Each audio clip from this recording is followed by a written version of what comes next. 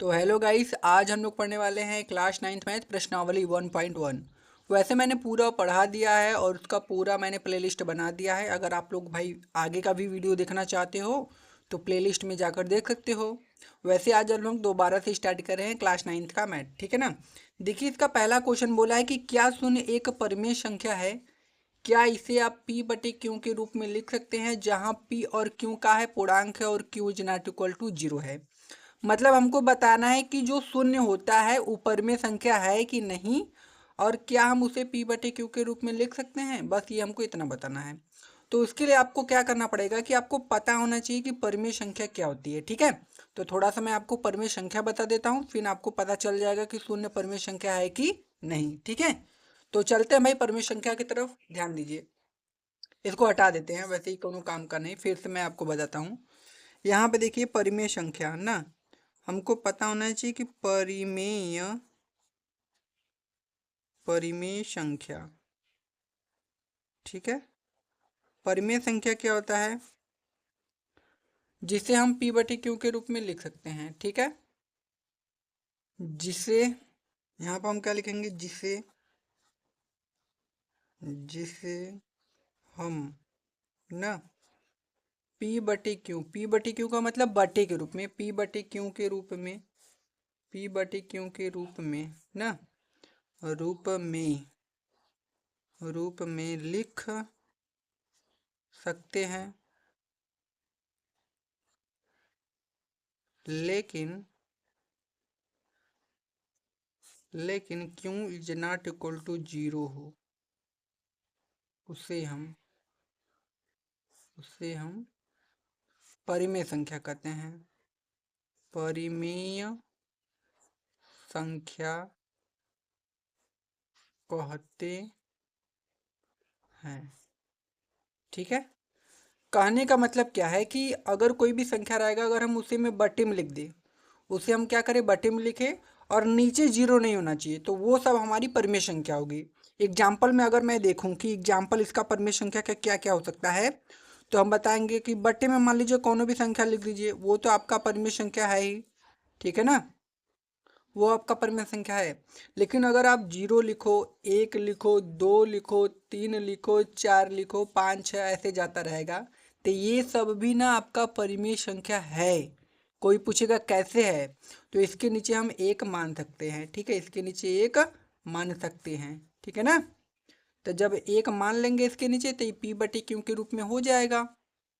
जैसे 0/1 है, तो अगर हम इसको p बटे क्यू के रूप में लिखे तो बटे में हो जाएगा ना, p का मान 0, q का मान 1। नीचे आप 0 नहीं लिख सकते, ऊपर 0 हो सकता है, ठीक है। कहने का मतलब जो 0 है वो हमारा क्या है, परिमेय संख्या है, और उसे हम p बटे क्यू के रूप में लिख सकते हैं। बस यही आंसर, ठीक है ना। तो पहले का जो आंसर होगा, पहले का आंसर आपको क्या लिखने का है कि 0 एक परिमेय संख्या है। क्या है, परिमेय संख्या है। 0 एक परिमेय संख्या है। इसे हम p बटे क्यू के रूप में लिख सकते हैं, कि p बटे क्यू के रूप में लिख सकते हैं। बस, ठीक है। अब अगला क्वेश्चन देखते हैं, अगला क्वेश्चन क्या बोला है।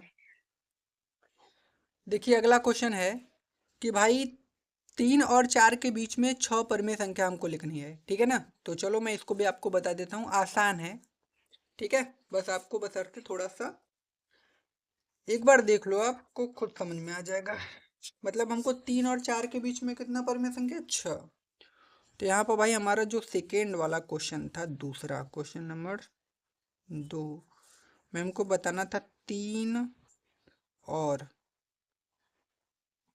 4 के बीच 6 परिमेय संख्या, यही बताना है ना भाई। 3 और 4 के बीच में 6 परिमेय संख्या, ये हमको क्या करना है, बताना है, ठीक है। तो देखो जितना भी आपको परिमेय संख्या बताना है, जैसे इसमें हमको 6 परिमेय संख्या बताना है ना, तो हम करेंगे क्या, 6 से एक बढ़ाना है। जितना भी परिमेय संख्या निकालना होगा उससे एक बढ़ाना है।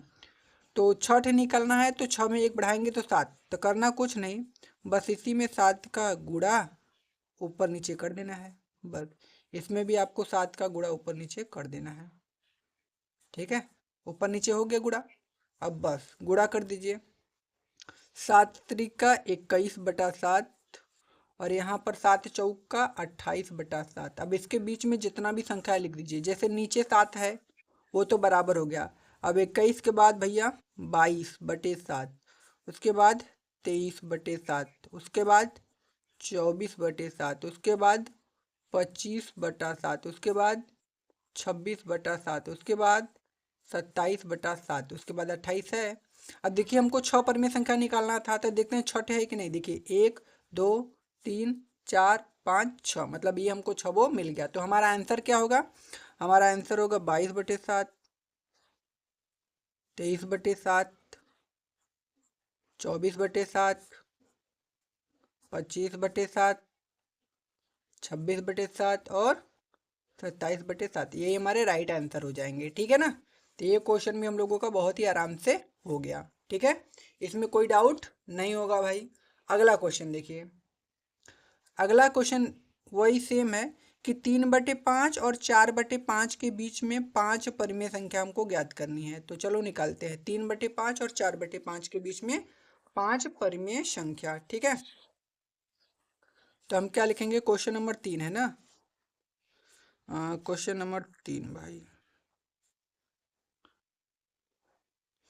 3/5 और 4/5 के बीच 5 परिमेय संख्या, 5 परिमेय संख्या, ये हमको क्या करना है? निकालना है। तो ये कैसे निकलेगा भाई? ध्यान दे देखो। पहले 3/5 और 4/5 के बीच में परिमेय संख्या निकालनी है हमको। 5 निकालना है। तो 5 में सबसे पहले 1 बढ़ाएंगे 6 आएगा। तो बस इसी में 6 का ऊपर नीचे गुणा। तो 6 का ऊपर नीचे गुणा कर दीजिए। इसमें भी 6 का ऊपर नीचे आपको क्या करना है? गुणा करना है। ठीक है, अब इसके बाद क्या करना है? इस 6 का मल्टीप्लाई 3 में कर दीजिए 18, और नीचे हो जाएगा 6 पंजे आपका 30 हो जाएगा। और यहाँ पर कितना होगा? 24, और बटा के कितना हो जाएगा? 30 ना। अब इसके बीच का जो वैल्यू है वहाँ पर आपको, यहाँ पर आपको क्या करना पड़ेगा? लिखना पड़ेगा। ठीक है ना। तो 18 के बाद कितना आता है? 19 बटा के हमारा 30, उसके बाद 20 बटा के कितना हो जाएगा? 30, फिर इसके बाद 21 बटा के 30, फिर 22 बटा के 30, फिर इसके बाद 23/30। अब इसके बाद ये 24 आ गया। अब देखिए हमको 5 परिमेय संख्या निकालना था, तो इसके बीच में ये 5 परिमेय संख्या हमारी निकल गई। यही हमारे क्या हो जाएगा? आंसर। इसको लिख लेते हैं। तो हमारा आंसर होगा 19/30, उसके बाद 20/30, उसके बाद 21/30, उसके बाद 22/30, उसके बाद 23/30। तो यही हमारे पाँचों जो होंगे ना, यही हमारे क्या हो जाएगा? आंसर। ठीक है ना। तो आसान क्वेश्चन था, ये वाला भी हो गया। अब चलते हैं इसके अगले वाले क्वेश्चन पर, देखते हैं अगला क्वेश्चन क्या बोला है। ठीक है, देखिए अगला क्वेश्चन हमसे बोला है कि भाई चौथा क्वेश्चन है, और इसमें हमको बताना है कि कौन कथन सत्य है और कौन असत्य है कारण के साथ। ठीक है, पहला क्वेश्चन है कि प्रत्येक प्राकृतिक संख्या एक पूर्ण संख्या होती है। ये हमको बताना है कि प्रत्येक जो प्राकृतिक संख्या होती है, क्या वो एक पूर्ण संख्या होती है। तो चलो इसको देख लेते हैं। तो पहले हमको प्राकृतिक संख्या पढ़ना है, फिर पूर्ण संख्या। ठीक है ना। तो चलो भाई इसको पढ़ते हैं। तो हमारा कौन सा ये क्वेश्चन है? ये क्वेश्चन है भाई चौथा का पहला, क्वेश्चन नंबर 4 का पहला क्वेश्चन। का हमको पढ़ना है? प्राकृतिक और पूर्ण। तो देखिए प्राकृतिक संख्या सबसे पहले पढ़ते हैं। प्राकृतिक जो संख्या होती है भाई ना, वो हमारा स्टार्ट होता है कहाँ से? 1 से। 1 2 3 4 5 6 7 ऐसे जाता रहेगा। उसके बाद एक होता है पूर्ण संख्या। तो जो पूर्ण संख्या होता है ना, वो 0 से स्टार्ट होता है। हो जाएगा 0 1 2 3 4 5 6 और जाता रहेगा। ठीक है ना। अब इसमें देखो हमसे क्वेश्चन बोला था कि जितनी भी आपकी पास प्राकृतिक संख्या होती है ना, वो सभी पूर्ण संख्या होती है। ठीक है, तो देखिए प्राकृतिक संख्या 1 2 3 4 5, और पूर्ण संख्या 0 1 2 3 4 5। तो अगर मेरे भाई ध्यान से देखो, तो ये जो आपका पूर्ण संख्या है ना, उसमें आपको सभी प्राकृतिक संख्या स्टार्ट हो जाएंगी। जितनी भी आपको प्राकृतिक संख्या है वो पूर्ण संख्या में आपको मिलेगा। मिलेगा कि नहीं? तो हम कह सकते हैं ना कि जितनी भी प्राकृतिक संख्याएं होती हैं वो सब क्या गिर गया जी, जितनी भी प्राकृतिक संख्याएं होती हैं वो आपका क्या होती है, एक पूर्ण संख्या होती हैं। ठीक है ना? समझ में आ गया? क्यों?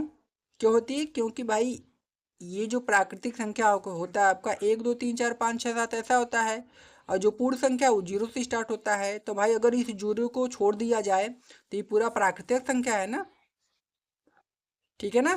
तो कहने का मतलब ये जो प्राकृतिक संख्या जितनी भी है ये सभी पूर्ण संख्या में होती है, इसीलिए ये कथन का है सत्य है। तो जो पहला कथन था वो हमारा सत्य होता है कि जितनी भी हमारी प्राकृतिक संख्या होती है वो सभी पूर्ण संख्याएं होती हैं। ठीक है? अगला क्वेश्चन, अगला क्वेश्चन है कि प्रत्येक पूर्णांक एक पूर्ण संख्या होता है कि नहीं, ये हमको बताना है। तो सबसे पहले पढ़ते हैं पूर्णांक, फिर उसके बाद पूर्ण संख्या। ठीक है? तो यहाँ पर इसका दूसरा क्वेश्चन है भाई। उसके बाद हमको पढ़ना है पूर्णांक। पूर्णांक संख्या क्या होता है? पूर्णांक संख्या जो प्लस और माइनस दोनों में होते, जैसे -3, -2, -1, 0, 1, 2, 3, ये पूर्णांक है। अब उसके बाद पूर्ण संख्या, अब यहाँ आपने ऊपर पढ़ा था क्या होता है, 0 1 2 3 4 5। बोला है क्वेश्चन की प्रत्येक पूर्णांक एक पूर्ण संख्या होता है। बोला है ना कि प्रत्येक जो पूर्णांक, जितनी भी पूर्णांक संख्या होती है वो पूर्ण संख्या होती है, ये हमको बताना है। तो ये गलत है। पूछो कैसे? काहे कि इसमें देखो माइनस वाली संख्या, तो ये 0 1 2 3 4 तो आएंगी, इतनी संख्या तो इसमें मिल जाएंगी। लेकिन यही -3 -2 -1 वाला संख्या नहीं मिलेगा, काहे कि पूर्ण संख्या में माइनस वाला संख्या मिलवा नहीं करेगा। तो जब नहीं मिलेगा तो ये कथन का हो गया असत्य। ठीक है? तो ये कथन हमारा क्या हो जाएगा, असत्य।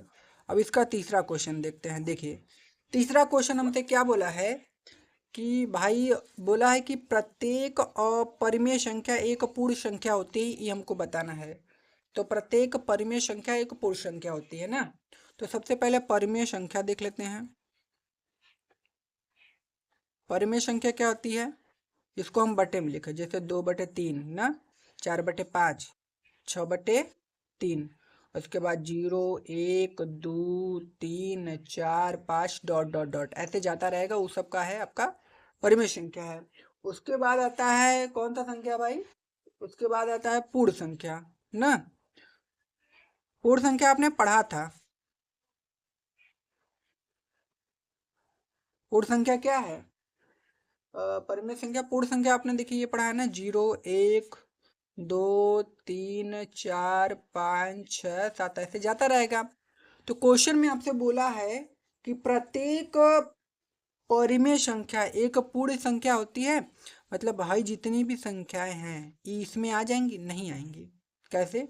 मान लीजिए 0 1 2 3 4 ये सब परिमेय संख्या तो इसमें मिल जाएंगी, लेकिन अगर 2/3 ही परिमेय संख्या है तो क्या ये पूर्ण संख्या होगा? नहीं ना होगा। इसलिए कथन का हो जाएगा असत्य। मतलब ये कथन का हो जाएगा आपका असत्य। ये कथन का है भाई असत्य। तो भाई ये वाला चैप्टर आप लोगों का होता है पूरा कंप्लीट एकदम। अगर वीडियो भाई पसंद आए तो लाइक कर देना, अगर आप चैनल पर नए हो तो उसको सब्सक्राइब कर लीजिएगा। ठीक है? क्योंकि भाई बहुत मेहनत से आप लोगों को हम पढ़ाते हैं। ठीक है? मिलते हैं अगली वीडियो में, तब तक के लिए धन्यवाद।